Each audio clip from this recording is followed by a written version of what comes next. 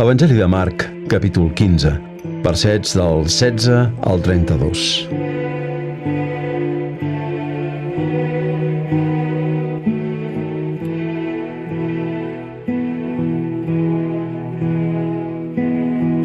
Llavors els soldats el van endur a l'interior del palau, és a dir, al pretori, i van convocar-hi tota la tropa.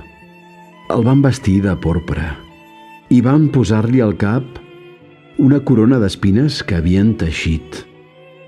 I el saludaven dient: «Hola, rei dels jueus!» Li clavaven cops de canya al cap i li tiraven escopinades. I genoll en terra li feien acatament. Quan es van haver divertit prou a costa de Jesús, el despullaren de la porpra i el retornaren als vestits. Llavors el van dur a crucificar. Passava un tal Simó de Cirene, pare d'Alexandre i de Ruf, venia del camp, i van obligar-lo a portar la creu de Jesús. I el van menar fins al Gòlgota, que vol dir pujol de la calavera. Li donaven a beure vi barrejat amb mirra, però ell no el va tastar. Després de crucificar-lo, se'n repartien els vestits. Per veure què tocava a cadascú, se'ls feien a la sort.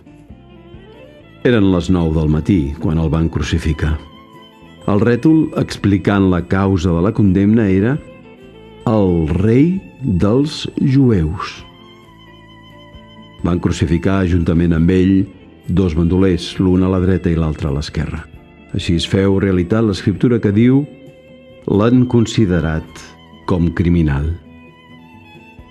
Els qui passaven per allà l'insultaven, brandant el cap i dient: «No volies destruir el santuari i reconstruir-lo en 3 dies? Baixa de la creu i salva't tu mateix». Semblantment, bromejaven també entre ells els grans sacerdots i els escribes, dient: «En va salvar d'altres i ell mateix no es pot salvar. El Messies, el rei d'Israel, que baixi ara mateix de la creu. Si ho veiem, hi creurem». També l'ultratjaven fins i tot els crucificats amb ell.